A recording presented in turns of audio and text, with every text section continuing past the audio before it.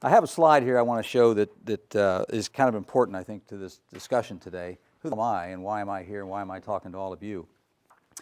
The answer is, gosh, I've done a lot of different things. It's a bit of a surprise to me. Everything from a telephone lineman to running some pretty big companies. I think the most I had was 1,800 people at one time.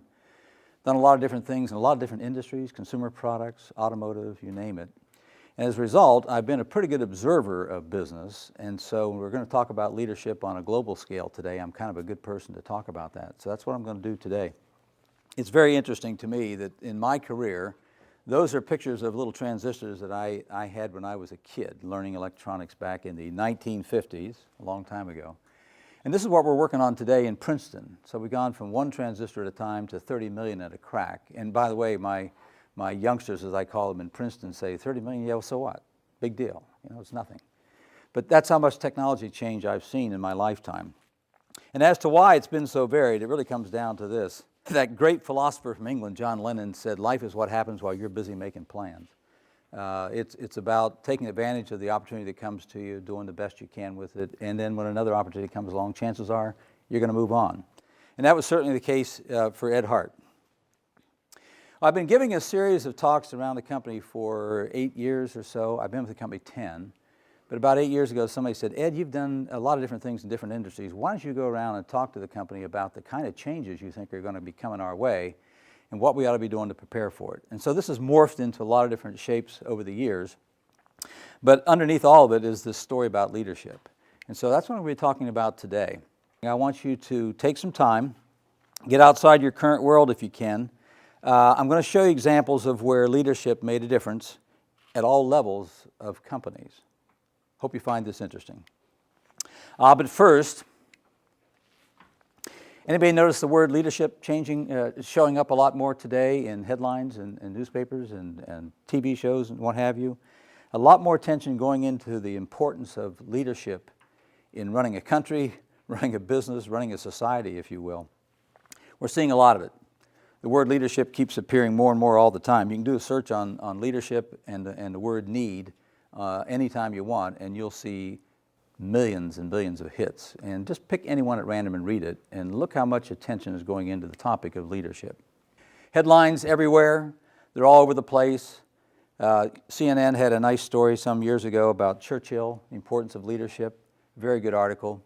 And of course, we're here today at West Point in a meeting room called the Dwight D. Eisenhower Meeting Room, where leadership is taught.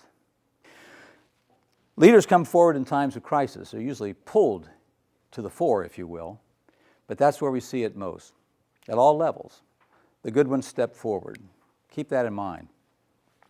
I like to talk about Churchill. I'm obviously an American here, but very proud of my heritage, but big fan of Churchill. Here's a man that had been totally abandoned politically in the 1930s, but as soon as Hitler invaded Poland, he was back in charge. He quickly mobilized his nation, and he mobilized the United States. He knew he couldn't do it alone, and so he spent a lot of time as a leader in convincing Roosevelt that he needed to bring his country in alignment with their needs. He's very skilled, very tenacious, a diplomat. He had a lot of vision, and he certainly had the courage of his convictions. He was in a position where he didn't have a lot of options except to move forward, but he brought that courage to the fore and then communicated that to his people. Someone said he wore leadership like a fine suit, as if he was born to do this, but he had trained all his life to be out in front of the public and leading. His best tool, as you probably realize, was the English language. And I would say that preparation, too, was the other piece of that. He said, I think, once that it takes him only 5 minutes to prepare to speak in Parliament all day. But it takes him all day to prepare to speak for 5 minutes. It says something about preparation, right? Very important piece. And the language was incredible. His choice of words, his phrases, his timing, everything was all carefully crafted to convey this image of confidence, to show the courage of his country. And powerful words they were indeed. Battle of Britain, when it was over in the fall of 1940, I think I'm saying it correctly, never in a history of human conflict has so much been owed by so many to so few. Pretty powerful words. I would say he took his time to write that. Another one And we're honored here to be in a room today with General Eisenhower's name. Here's a man that came from Kansas, I think it was, and went on to eventually lead his country. But along the way, he came through West Point, of course, class of 1915, led the Allies from D-Day all the way through across Europe. And he emphasized leadership down through the ranks. He really had to deal with a lot of change, as you always do in warfare. And he emphasized that in warfare, adaptability was the most important characteristic of leadership. And so you saw that the forces of the U.S. and Europe, when deployed, encountered a lot of change. And it was his sense that this ability to adapt was what was going to make the difference for the American soldiers. I think that's true. And he made that comment about planning, saying that planning is indispensable, even though your plans may change. It's knowing about all the forces at work and how to deal with those and how to redeploy them. He had a lot of great talent in his team when they were planning for the invasion of Europe, but huge cultural differences. And what he did was let each play to their strengths. And so as you look at how the organization was formed ahead of D-Day, it really was about people playing to their strengths.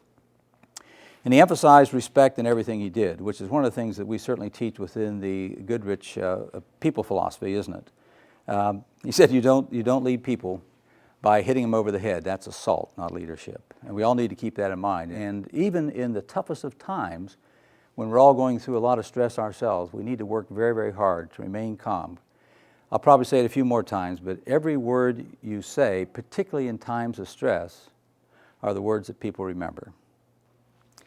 Leadership is the art of getting someone else to do what you want them to do because it's he wants to do.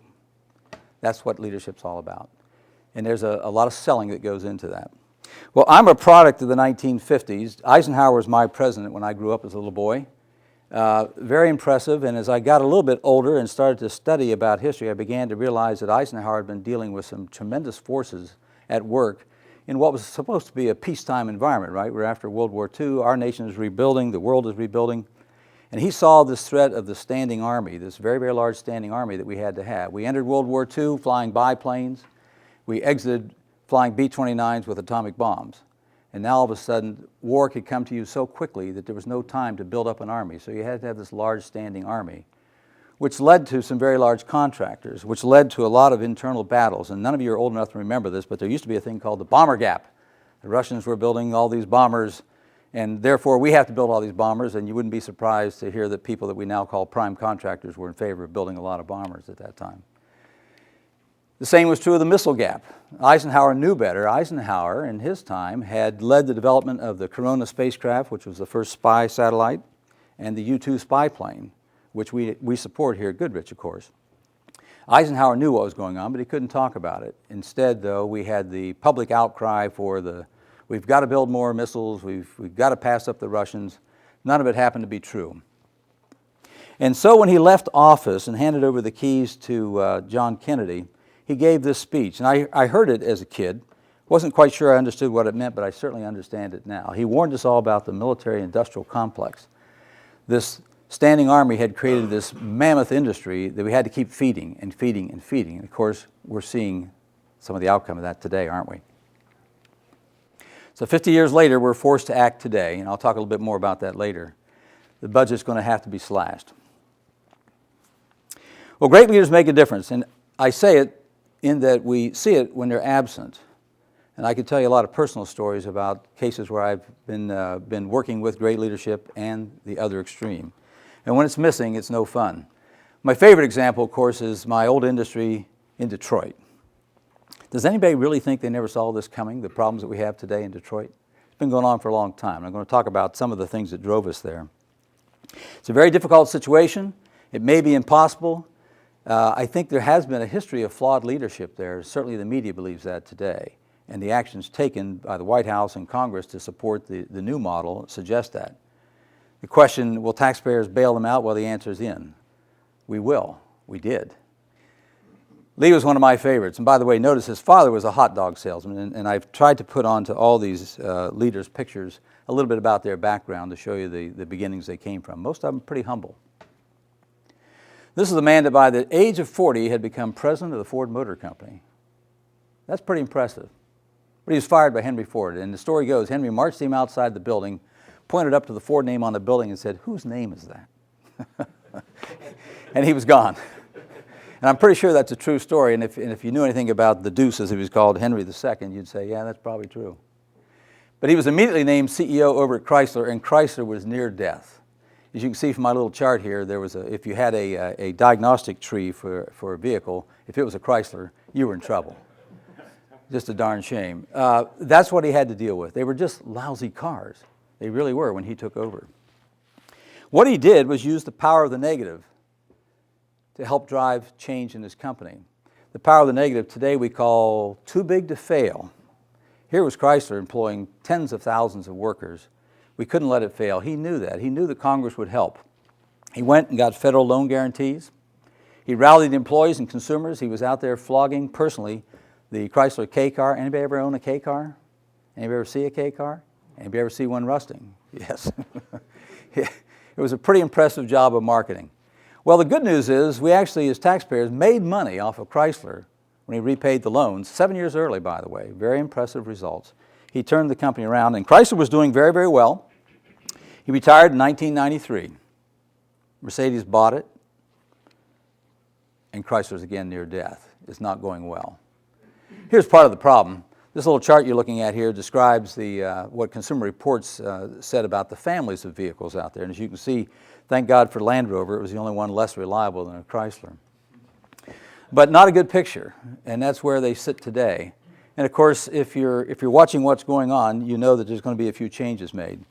But if we had Lee back, you'd have the advantage of this guy. He was really tempered by life's experience. His youth was a happy youth, I'm told, but it wasn't exactly lavished with a lot of easy funds, if you will.